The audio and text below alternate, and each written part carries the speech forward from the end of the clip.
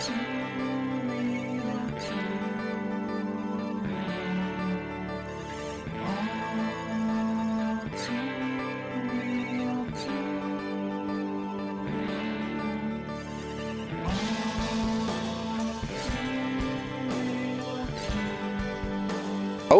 everybody, welcome to the latest episode of All Too Real 2.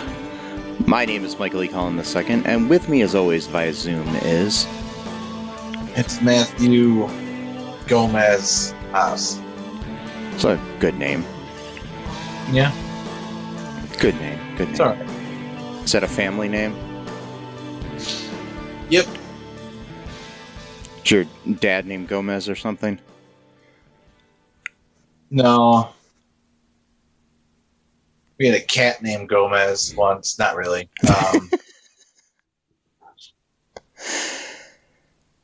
I had a cat named Cat. No, not really. But Yeah. And a cat named Gomez would put on a more believable performance of Gomez than the actor who played Gomez in this episode. But yeah. possibly, yes. So, anyways, today on the show, we are talking about the pilot for the short-lived television series, The New Addams Family. It ran for 65 episodes in one season, which is a lot for a one season, but it was cable, so they can make as many episodes as they want.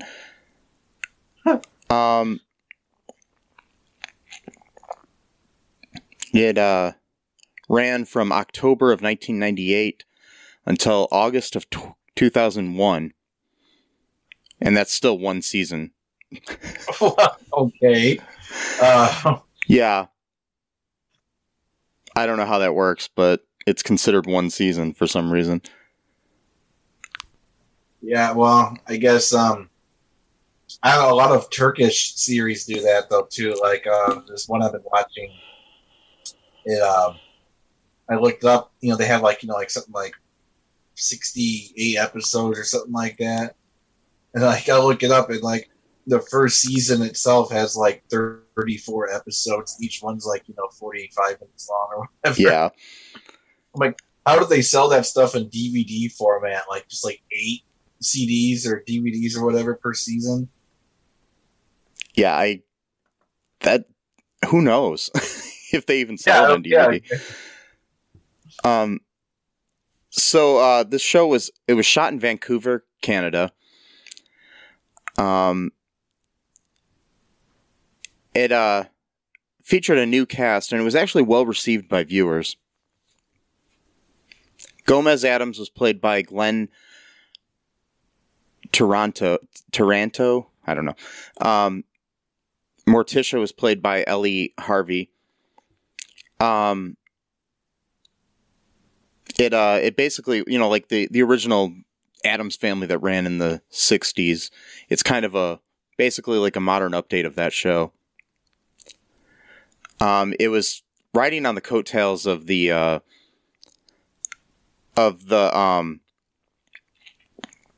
Addams Family movies, like Addams Family and Addams Family Values. And also, it was produced by the same people who produced Addams Family Reunion, which we have covered on this show before. I figured as much, yeah. Yeah, and also featured Nicole Fugere, who played Wednesday Addams in that movie. She reprised her role on this TV series as well. Mm-hmm. They came up with a new theme song for this. Matt, what'd you think of the new theme song? I didn't like it. That was the same song they did at the end of Addams Family Reunion, right? No, I think it's something different. Because the one at the end of that was like some kind of rap song or something. Well, this is kind of like a sort of like R&B, like vocal kind of group. I thought this maybe I didn't like it just because it felt out of place. Because like I don't know, like the whole episode, everything's supposed to be like spooky and scary or whatever, and like these guys are just like dressed in suits and stuff. Like if they were dressed up, kind of like scary kid, you know what I mean? Like it would actually make some like contextual sense, but like it just like I don't know, it just felt like really like just out of place for me. I don't know. Yeah. So what one notable difference between the original show and this series was that Wednesday and Pugsley, who was played by Brody Smith, were given expanded roles that highlighted their violent and sadistic personalities, which was made popular by the Addams Family film. Another element that was carried over from the movies into this show was that Fester is Gomez's brother, whereas in the original show, he had been Morticia's uncle. So, yep. Okay. Yeah. So, what happens in this episode here, Matt? Mind you, this was supposed to be like, for what was it, like ABC Family or whatever? What was it? Okay, so this was supposed to be a family comedy, okay? And within the first minute, maybe, of the show, we're already introduced to light BDSM play between Morticia and Gomez. Again, this is for ABC Family. She handcuffs. Well, what else do you? How else do you explain? It's what they were doing. She handcuffs him, and he's like, "Oh, you know what the Miranda rights do to me?" And then she like whispers seductively into his ear. Everyone knows that's what's going on. I mean, and what's going on. Even the kids probably know what's going on just because of how lack of subtlety they had there. And to them, this is like Christmas. So it's like Halloween is like, the greatest time of the year, and all these kind of dumb jokes like, "Oh, you're so happy. I would think you're at a funeral. You get it? Because everything they do is opposite of what normal people do." Yeah. Type of thing. And which, that was kind of the whole thing for the original. That's their whole whatever. Yeah, I mean, it's the thing that's been going on since the original comic strip. So, yeah. Yeah. So that's their whole deal. But like, the guy playing Gomez, he's just too goofy for me. Like, Gomez to me, like, especially in the Addams Family reunion, there's a certain like danger element to Gomez. Like he's suave, he's funny, but he's kind of has like a sort of like cool factor to it. I don't know how to explain it. Yeah, this guy's just goofy. Like, I think well, this guy. I mean, he's kind of playing it more like he's got some elements of the movie version of Gomez, but he's also got kind of more like the original version from the 60s TV series. Okay. Because in the 60s TV series, he was goofy like this too. He actually sounds just like the original Gomez. Oh wow! When he talks, I think he's that John Astin who played, and John Astin actually went on to do guest appearances on this show a few times as Grandpapa Addams. Yeah, so he played like Gomez's dad. So okay, yeah. Well, that's kind of, I never really watched the original, or if I did, I don't really remember. Yeah, I mean, I watched it from time to time. It was never one of my favorites. Okay, I was more of a Munsters guy. But yeah. So after the BDSM, foreplay, ends, and she keeps him handcuffed, by the way. Yes. That's probably part of their game, And then they send off the kids to go trick-or-treating. They're dressed up as Siskel and Ebert, and there's like this whole thing where they're like rating each other's pranks or whatever, like kind of like how Siskel and Ebert would do. By the way, so the kids, they committed physical assault and attempted murder. to one of the people that they were trick-or-treating at because they didn't like their slasher film homage, and they were only giving away raisins instead of candy. So, they decided to electrocute them, which attempted murder, okay. And and some bully kid was trying to steal their candy, so she put a bomb in his bag and set it off. Yeah, we never really found out what happened to him, so I'm thinking maybe he died. No. I think he died. He probably did. And, hey, he was trying to steal candy, so, serves him right. And, that completely justifies being killed.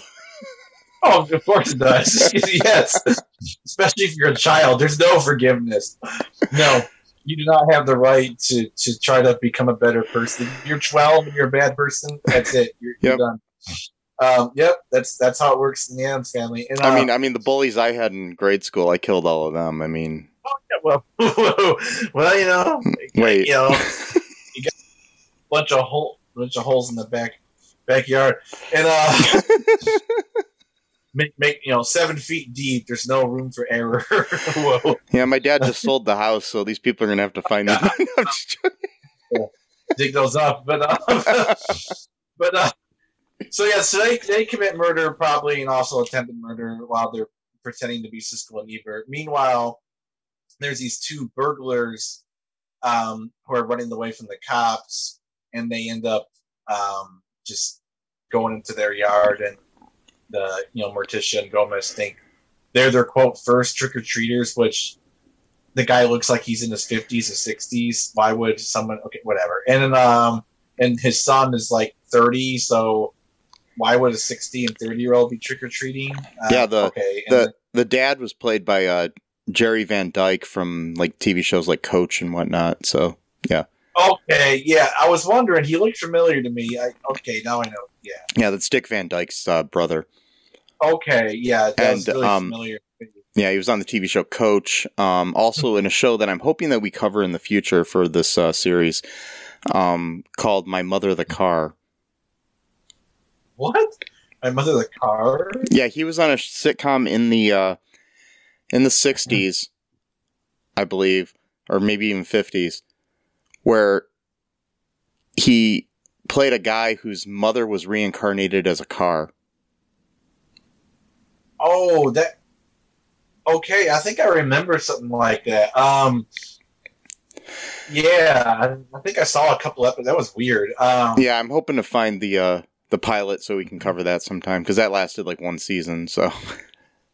Yeah, I think I remember seeing reruns like when my aunt used to like babysit me when I was like a really little kid. It was pretty trippy. Yeah.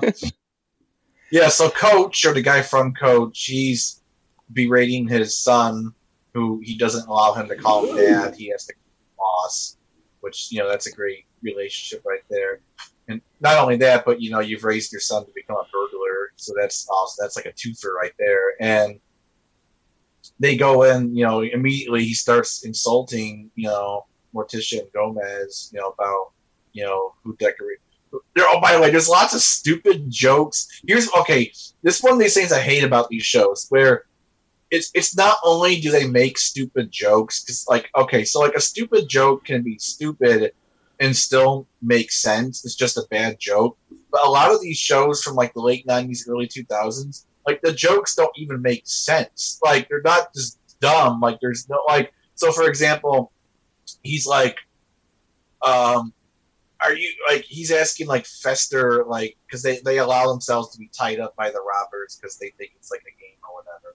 And, Fester's like, like, tie me up tighter. I can still feel my feet or whatever, type of thing. And then the guy from Coach is like, what are you, some kind of sadomasochist? He's like, 3rd-degree black belt. I'm like, what? Like, that doesn't even make any sense. Like, what are you talking about? Like, no.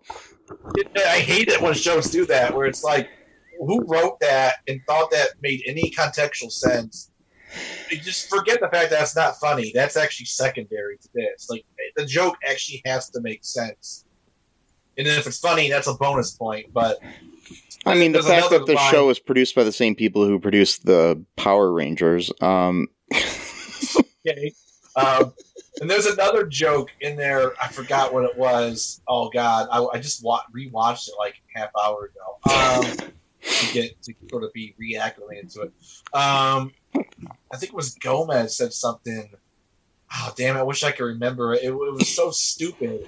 It made no sense whatsoever. Or maybe it was the guy again saying something like, "Oh, it's like." Who decorated your house? Martha Stewart's cousin, or so? It's like what? Like, so Mark. Okay, we understand Martha Stewart was like a decorator, or at least back then. And why would you assume that like her cousin would also be a decorator?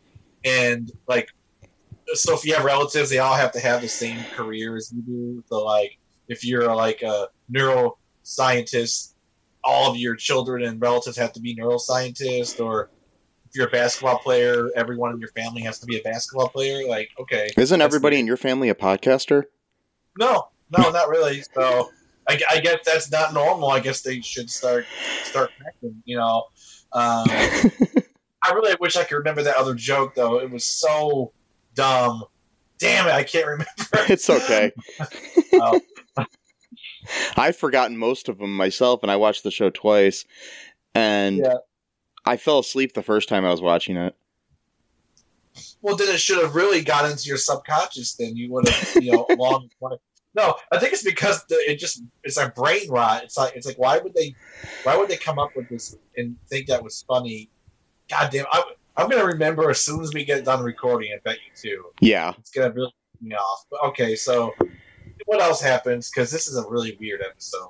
Well, yeah, I mean I think honestly the best part of it was Pugsley and Wednesday going trick-or-treating and dressed up as Siskel and Ebert. I did think that was kind of funny, though, that's what they think is scary.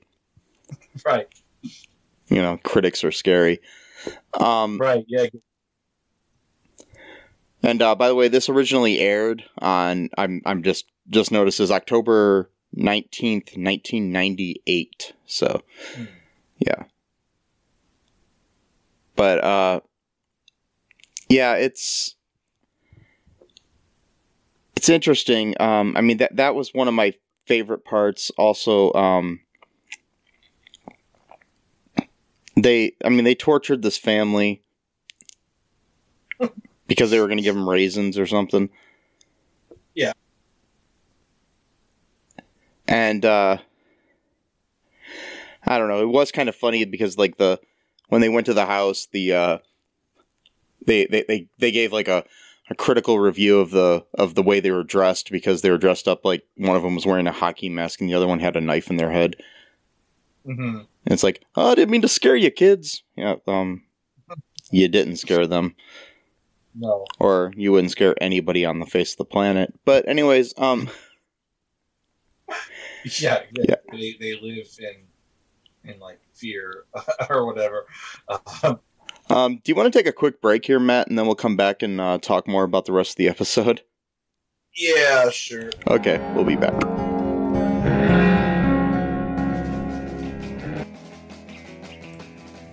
What is Gen X? What is the silent generation? What do generations have in common? Hi, I'm Trish the Dish from the Gen X Voice podcast, and I invite you to listen to conversations I have with folks from different generations, backgrounds, beliefs, and experiences in an attempt to see what connects rather than divides us. Even though Gen X has been called slackers, Karens, or not mentioned at all in some cases, we are the bridge generation, so I feel compelled to do my part to destroy ageism by bringing all these voices together. And, as a bonus, each guest gets to answer some 80s questions at the end of each show. So download and listen to Gen X Voice today on Apple, Spotify, Amazon, or wherever you listen to podcasts. And let's see how much we have in common after all. Hi, this is Catherine, host of a new fashion podcast, The Real Fashion School Dropout. Join me as I interview guests every week in the fashion and beauty space, and we gossip on all things fashion and beauty, and even get into some personal stories of their journey in the industry. You can find us on Apple, Spotify, pretty much wherever you get your podcast. Hope to see you there.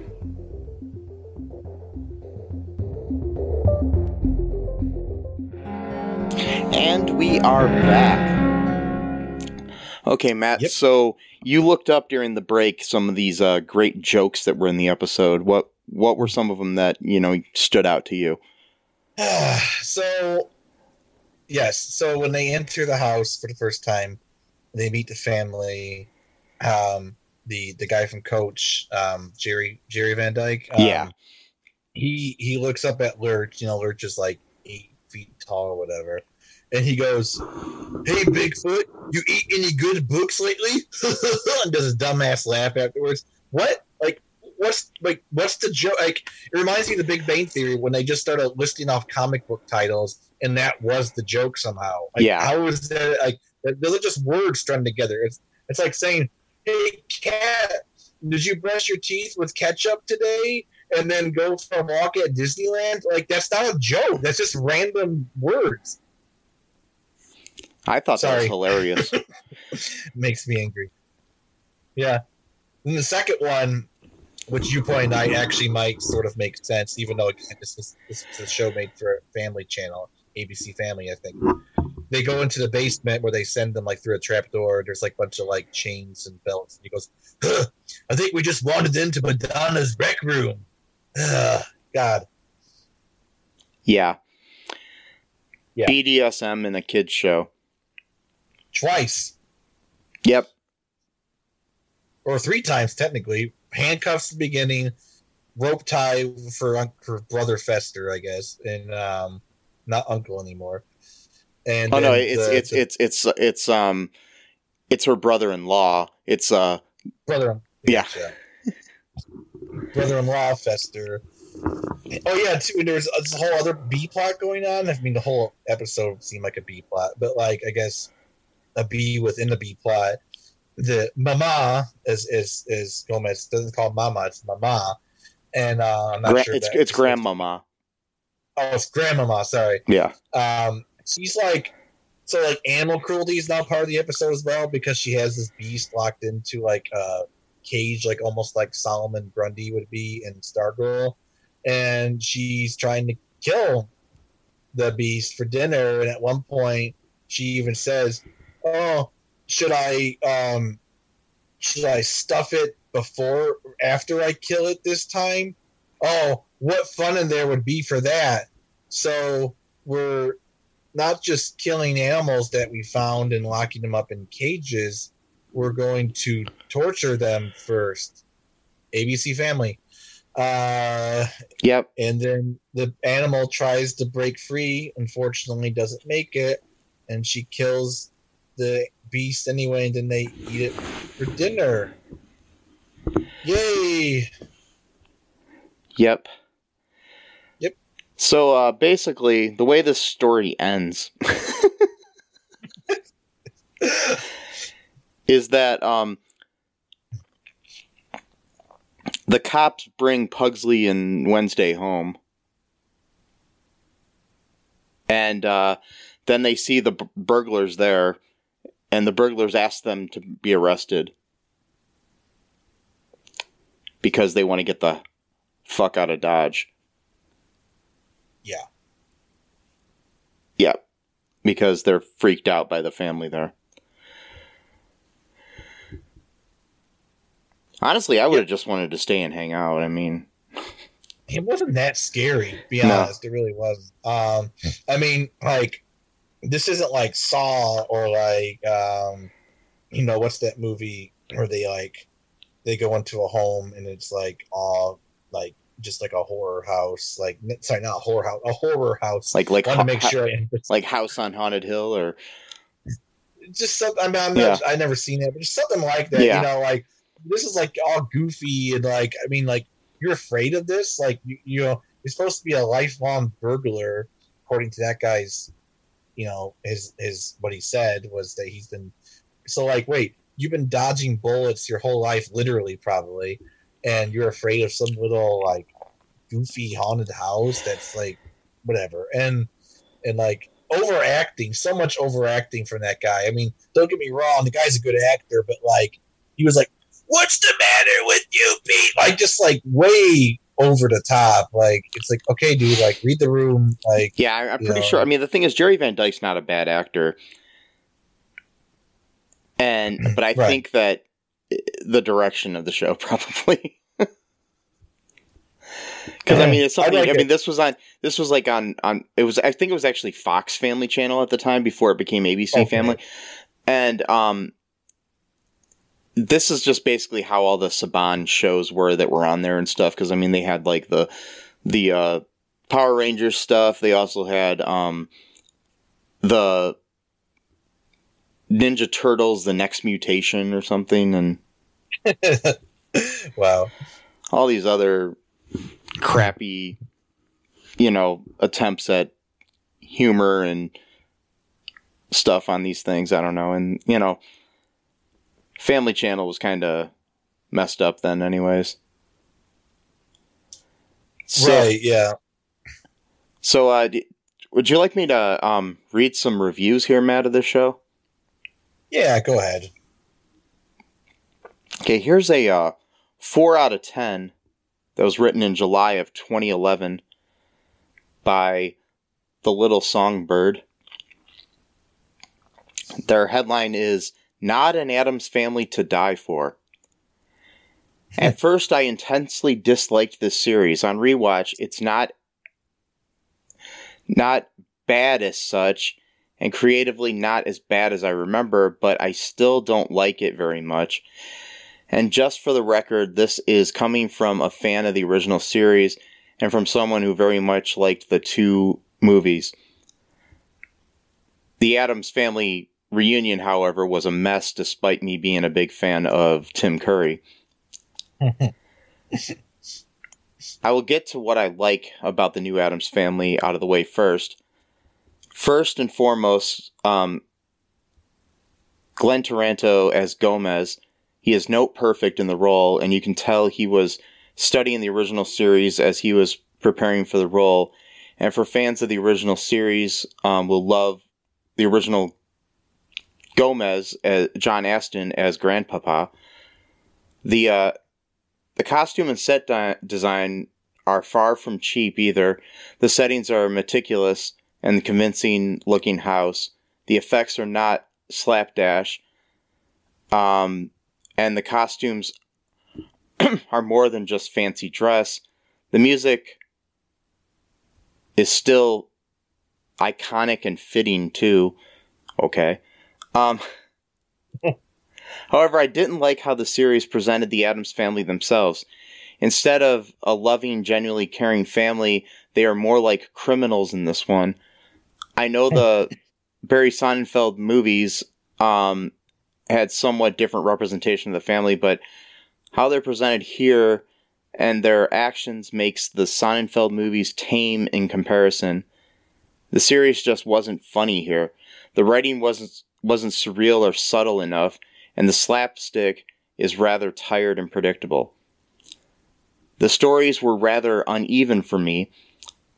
There are some decent ones, like the first episode and the one with Fester as Santa at the mall, but others feel as though they're increasingly running out of ideas. The acting, apart from Taranto and Astin, didn't impress me. Morticia tries too hard and is too expressive. Michael Robards overdoes it embarrassingly as Fester, and Pugsley is forgettable. Nicole Fergari fares better. She is much more comfortable than she is in the Addams Family reunion, and she has some great deadpan delivery. However, while it was more the fault of the writers, her Wednesday seemed more a pale imitation of Christina Ricci's.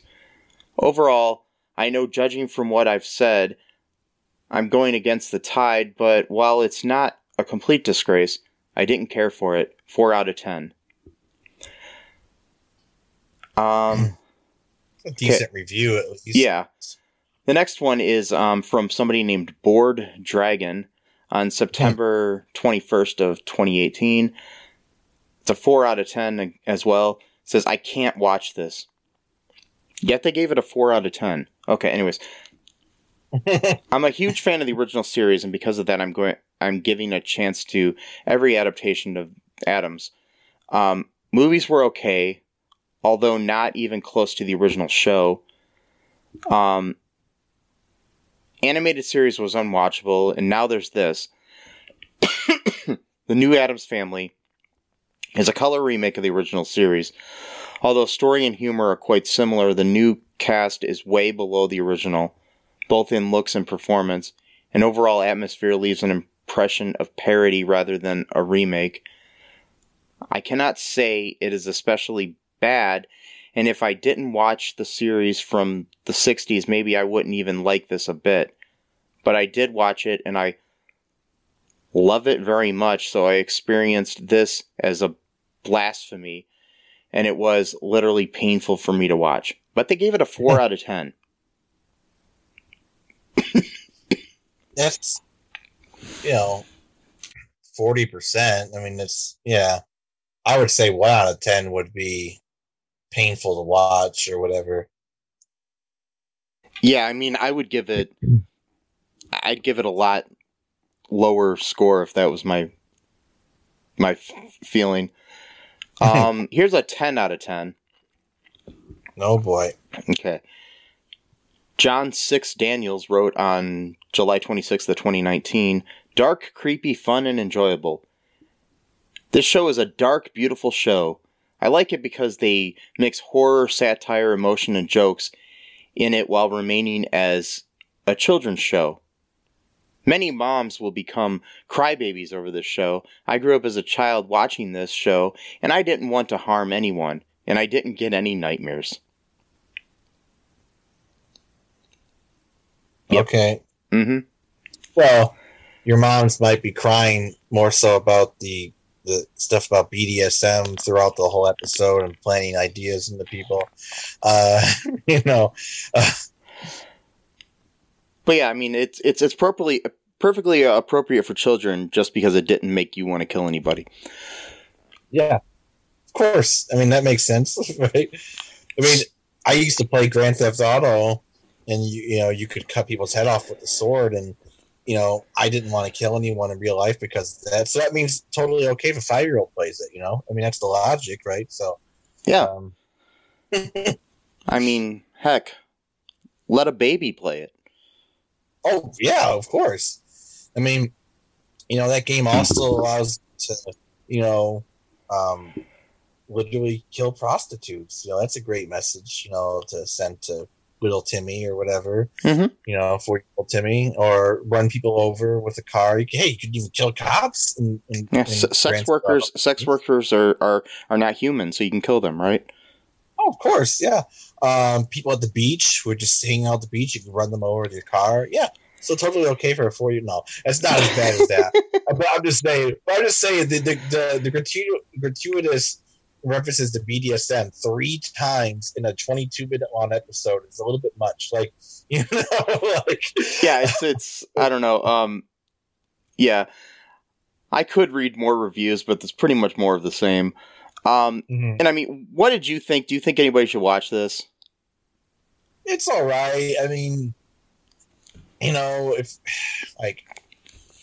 not really, but if you wanna kind of do what we do, where you just want to watch something bad on purpose, it's fine. It's not so bad to the point where it's not even fun to watch something that's bad, because we've done that a few times too, where there's no redeeming qualities for it being bad. It's just bad. So it's not like that. If you want to have a drink or eat some Taco Bell and you just want to watch something stupid, I mean, it'd be a weird thing to load up. I mean, I don't think it would be on anyone's first thing on their mind of oh, let's go watch the new Addams Family from 1998. But hey, if you want to, go ahead. Yeah, I'm hoping that because the reviews, I watched a little bit of the Addams Family 2019 movie, the animated movie, and I couldn't make it more than 15 minutes into the movie. Wow. And then that got a sequel.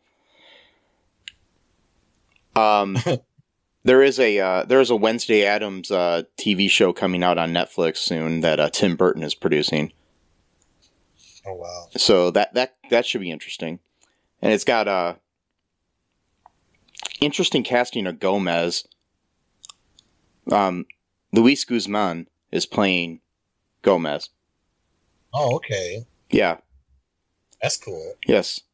Glendale Community College alumni. No. That's right. Yeah, season 3. I mean, Greendale, not Glendale. Greendale. Sorry, I said Glendale. Yeah, sorry. Yeah, Greendale. Yeah, he was supposed to do a commercial for. Yeah. That's a good episode. Yeah, so we'll see what how that turns out. Hopefully it fares better. Maybe we'll cover it for a future episode or something once it comes out. If you want us to, let us know. Send me a message at mike@cullenpark.com. Also, actually, before we wrap things off, any other thoughts before we wrap things up here, Matt, about this episode? No, I'm good. Okay, so, yeah, make sure you give us a 5-star review on Apple Podcasts or anywhere else that you can review us. Check out all2real2.com for any kind of links to any of our stuff. We've got a TikTok. I put up a new TikTok video today as we record this. So, we'll see how that goes. Maybe the TikTok will get us people listening. If you got any ideas for us to do stuff on TikTok, let me know. Again, mike@cullenpark.com. Also, check out our Patreon. You can help support the show that way. Also, our TeePublic, you can get some t-shirts and stuff. Maybe we'll make a t-shirt that says something about what was that? Madonna's what? Madonna's Rec Room. Yeah, we'll make a Madonna's Rec Room t-shirt. Maybe. We'll see. Like the McDonald's, yeah, McDonald's spice with Madonna. McDonald's. Oh God. Oh God. Wow. Yeah, we might not be making that. Anyways, but no. Yeah. No. But yeah, check that out. Check out our TeePublic, like I just said. Also, tell your friends about the show. Have a happy Halloween. Just be kind to each other. Be safe. Don't blow up people. No. Don't commit attempted murder. No. Yes. Or fulfill the murder. Attempted murder's bad. Actually killing somebody's worse. Yeah. Right. Wear a mask, people. Especially if you're trick-or-treating, because, that's appropriate. And, wear like a Michael Myers mask. A hockey mask. Wear a condom. And, bye-bye. Thanks for listening to All Too Real 2 podcast, a Cullen Park production. Produced and edited by Michael E. Cullen II. Music by Matthew Hawes. Subscribe and share the show. Visit us at cullenpark.com.